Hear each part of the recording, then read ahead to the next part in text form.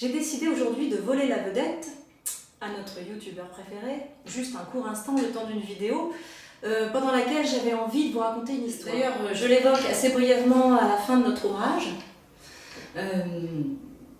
J'aimerais revenir, pour ceux qui l'ont lu, sur cette expérience que j'ai appelée une expédition, parce que je trouvais que le terme d'expédition convenait davantage. C'était une envie de réunir des adultes, des personnes à, soi-disant, comme on dit, à haut potentiel, donc une bande de surdoués, de les réunir et pour une fois, de leur proposer de partir à la découverte du théâtre et finalement au fond en quête de ce que c'est que le geste théâtral. On ne peut pas se poser cette question sans s'en poser mille autres, y compris celle avant tout de savoir ce qu'il en est de l'humanité quand elle se représente à elle-même. C'est-à-dire qu'est-ce qu'on fait sur un plateau de théâtre? Avec quoi on crée un personnage? Qu'est-ce qui fait que le geste va être juste? Qu'est-ce qui fait que cette justesse tant espérée, tant recherchée, parfois est complètement impossible? Avec quoi on joue quand on joue à ce jeu si sérieux et si profond auquel nous invite un plateau de théâtre? Mais ça posait aussi la question de la transmission, et ça posait en fait la question aussi de l'apprentissage, la question du rapport à soi, la question du rapport au groupe.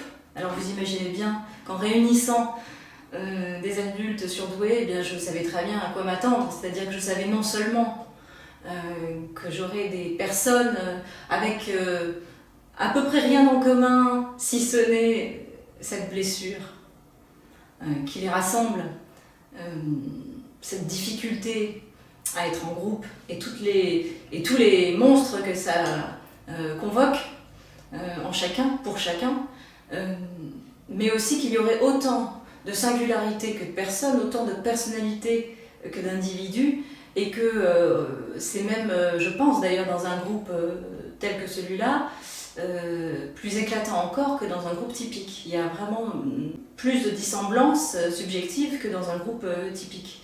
C'était évidemment une invitation à s'autoriser mutuellement, à travers un groupe, à fonctionner librement. Donc de nous interdire absolument, non pas rien, parce que évidemment qu'il y avait des règles de fonctionnement, il y avait des limites, sans quoi je n'aurais pas, en tant que proposeuse, parce que je me suis du coup nommée proposeuse, je voyais pas très bien, je me voyais pas m'annoncer comme prof de théâtre, parce que je trouvais que ça avait un sens trop classique, avec plein de connotations liées au système scolaire tel qu'on le connaît, et avec cette notion notamment par exemple d'évaluation ou de mise en compétition. Je voulais vraiment rompre avec tout ça évidemment, et proposer au contraire un groupe dans lequel les règles soient complètement différentes. Donc j'avais pas envie de dire que juste j'étais un prof détenant un savoir et qu'il allait transmettre. Non, c'était certes une transmission, mais une transmission finalement au fond d'une liberté. Afin qu'on puisse explorer tranquillement, sans souci du regard extérieur ou de ce fameux regard intérieur qui est peut-être encore pire, sur soi, sur les autres, sur ses rapports avec soi, sur sa façon de se positionner dans le groupe.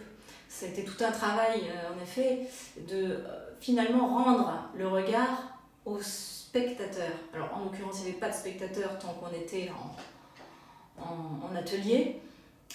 N'empêche que ce regard continuait d'exister pour nous, pour eux, mais il était au moins remis à sa place progressivement. Il y a plein d'associations qui proposent aux surdoués de se réunir pour échanger notamment sur leur vécu, en fait, essentiellement. Ça peut déjà être en effet un premier pas, ça peut être un moment même très important en fait, dans le chemin d'un surdoué qui prend conscience de lui-même. Ça peut aussi être justement l'occasion de faire tomber des tas d'illusions, parce qu'en effet, il y a aussi beaucoup de gens qui sont déçus de ces réunions où finalement ils retrouvent leurs démons, comme d'habitude, dans n'importe quel groupe à nouveau. On s'ennuie aussi très très bien entre surdoués s'il n'y a rien s'il n'y a pas de vecteur, s'il n'y a pas une aventure collective à y vivre.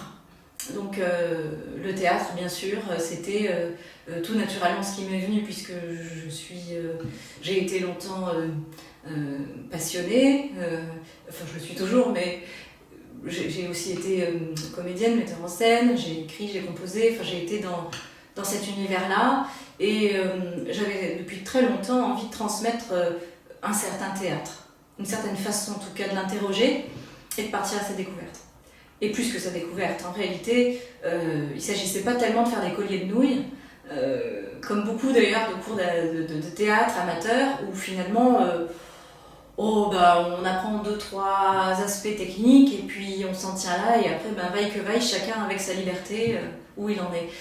Là j'avais envie d'aller plus loin, j'avais envie de former véritablement les gens, et puis bien sûr de ne pas nous interdire d'aller explorer les ramifications naturelles du théâtre avec toutes les questions. C'est vrai que le théâtre, c'est le point d'articulation entre l'intime et le collectif. Donc évidemment qu'on ne peut pas faire de théâtre sans se frotter aussi à l'universel des textes et de tout ce qui a pu être produit autour et pour et par et dans le théâtre. Donc il y a une pensée aussi sur le théâtre, il y a un aspect un peu philosophique peut-être. Et puis les textes proprement théâtraux, bien entendu. Bien que j'ai beaucoup insisté sur l'improvisation, on a fait aussi une immense exploration, une magnifique exploration du clown. Et bien sûr tout ça, ça n'est pas sans aller aussi du côté de l'intime de chacun, puisque c'est avec ce que chacun va amener de matériaux personnels qu'il va faire surgir ses personnages. Ça n'était absolument pas de l'art-thérapie, où il n'y avait pas une volonté avouée ou non avouée de produire un soin, voilà, ça n'avait absolument rien à voir avec la thérapie. Évidemment, néanmoins, n'importe qui se frotte au théâtre, n'importe qui se forme au théâtre, dès les premières séances, dès les premiers cours, ressent évidemment une sensation de libération et des effets de mieux-être qui sont indiscutables. Tout comédien le sait. Mais ce n'était pas le propos, ce n'était pas notre... tant mieux bien sûr s'il y avait des effets de mieux-être pour chacun. C'était évident qu'en allant chercher des choses profondes, y compris d'ailleurs pas toujours faciles, il y a eu des moments épiques, hein, il y a eu des moments... voilà. C'est là où c'était aussi très important que ça ne vire pas à la thérapie de groupe, même si on n'avait pas froid aux yeux et on allait dans des expériences assez fortes, chercher du matériau brut qu'on ne peut trouver que dans les zones sombres et profondes de soi. Mais alors ça donne des choses magnifiques aussi après, hein, sur un plateau. C'est avec ça qu'on fait de l'art. Donc notre direction, elle a toujours été notre boussole, ma boussole de proposeuse, ça a toujours été l'art. Quand quelqu'un avait des difficultés avec un exercice, déjà il avait le droit de refuser de le faire évidemment, il n'y avait aucun forçage, mais aussi parce que justement au théâtre, il n'est pas tellement de question de temps que ça, de technique, mais plus de capacité à mobiliser ces matériaux intimes, qui en fait rejoignent l'universel, hein, qui en fait sont un témoignage singulier à chaque fois, certes, mais un témoignage d'un universel humain. Et c'est ça qui est magnifique. C'est quand quelqu'un va jusqu'au bout de ses hontes, jusqu'au bout de ce qui fait qu'il est lui, jusqu'au bout de ses failles, de ses faiblesses, qu'il en tire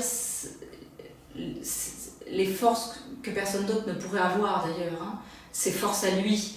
Il y a eu des moments absolument magnifiques, tout à fait dignes de ce que font, et même plus beaux en fait que ce que j'ai pu voir de certains professionnels.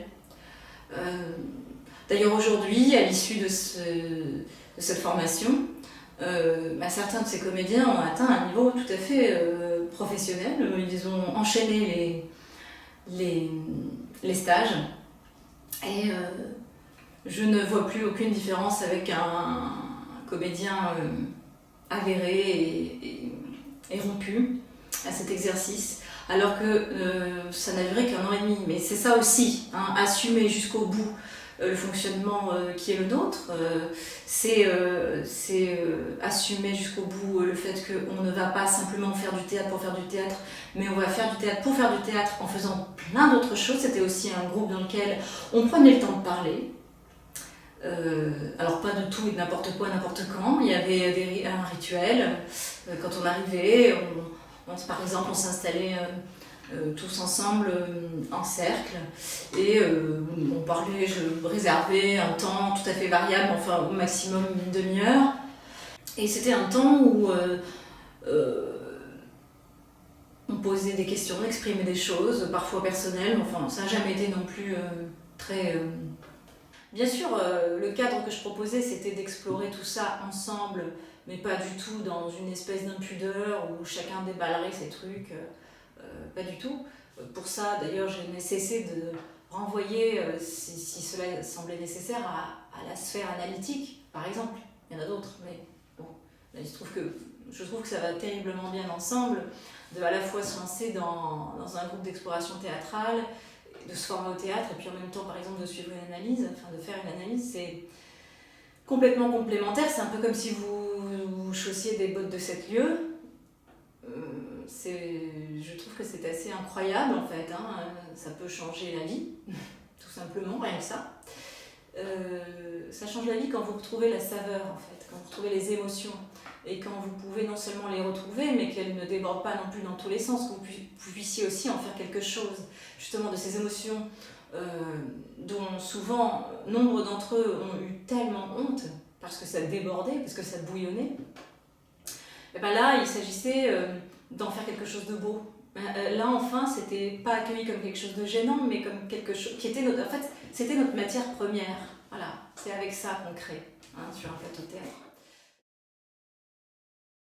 Voici Bertrand.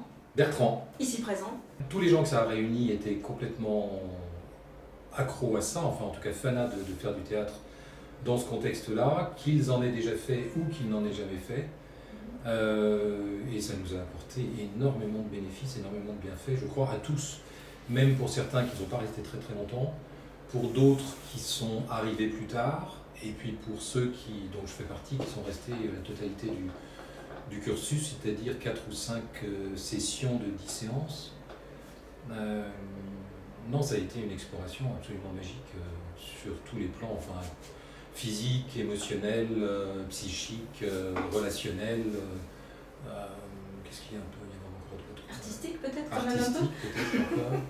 Très ludique. Très ludique, très léger parfois, très profond parfois aussi. Parfois les deux en même temps.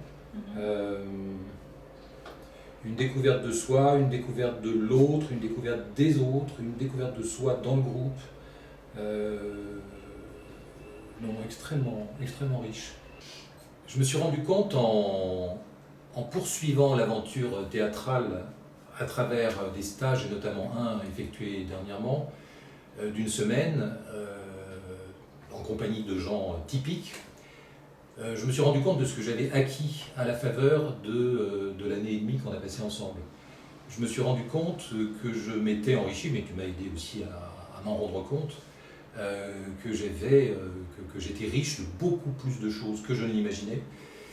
Et j'ai pu déployer, alors je dis ça, c'est ma personnalité, c'est mon style, etc. Mais je me suis trouvé fort et riche d'un enthousiasme, d'une énergie et d'une prise en charge de mon personnage, en l'occurrence, qui est un personnage truculent, je vous raconterai ça à l'occasion d'une autre fois, qui m'a moi-même étonné.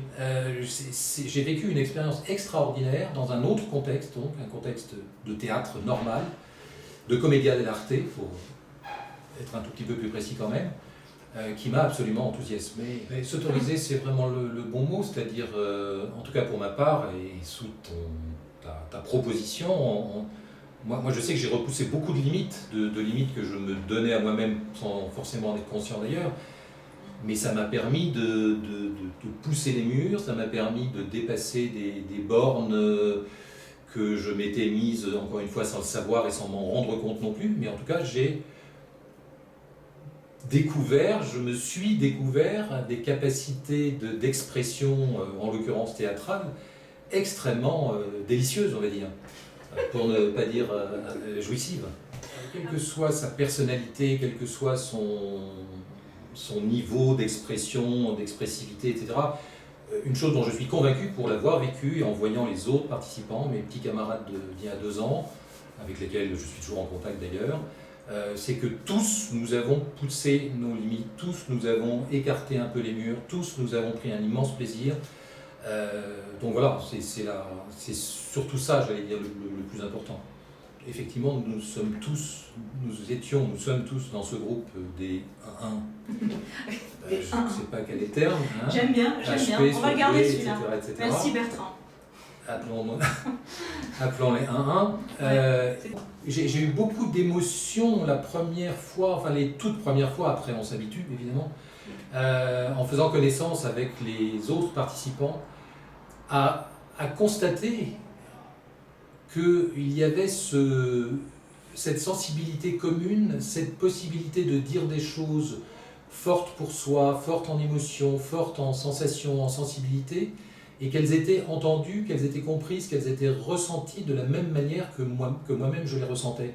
Et c'est peut-être une des toutes premières expériences, puisque j'ai découvert assez tard que je faisais partie de ces 1-1, c'est peut-être une des toutes premières fois où je ressentais autant d'émotions, de complicité, de sensibilité commune.